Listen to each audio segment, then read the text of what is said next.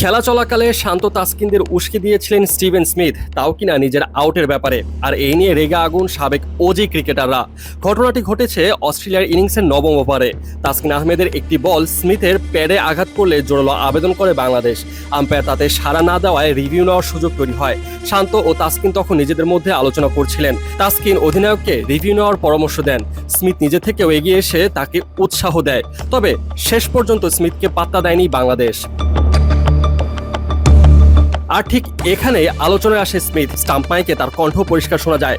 বাংলাদেশের আবেদনের সময় তিনি বলেন, আমি তো ওর দিকে অর্ধেক পিচ চলে এসেছি, বলটা অনেক উপর দিয়ে যাচ্ছে। এরপর শান্ত ও তাসকিন যখন রিভিউ নিয়ে কথা বলছিলেন, তখন আরও সরাসরি মন্তব্য করেন স্মিথ। তার মুখেও শোনা যায়, নিয়ে নাও।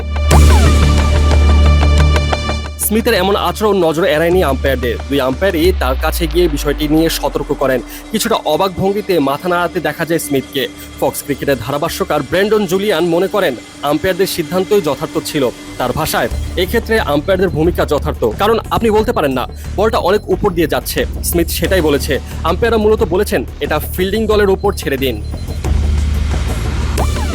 কেরি ও কিফ অবশ্য বিষয়টি নিয়ে মজা করতে ছাড়েননি। তিনি বলেন, আমি জানি 70 দশকে স্মিথ এমনটা করলে সেটা গুরুতর শারীরিক ক্ষতির কারণ হয়ে দাঁড়াতো। স্মিথের এমন আচরণ অবশ্য নতুন নয়। প্রথম টেস্টেও লিটন দাসের সঙ্গে তার কথার লড়াই হয়েছিল। এবার একই ধরনের ঘটনায় অস্ট্রেলিয়ার সাবেক ক্রিকেটারদের সমালোচনার মুখে পড়লেন তিনি। এদিকে মাইকেল হাসি সরাসরি বলেছেন, স্টিভেন স্মিথ ফিল্ডারদের বলেছে রিভিউ নাও, আমিও এটা পছন্দ করছি না।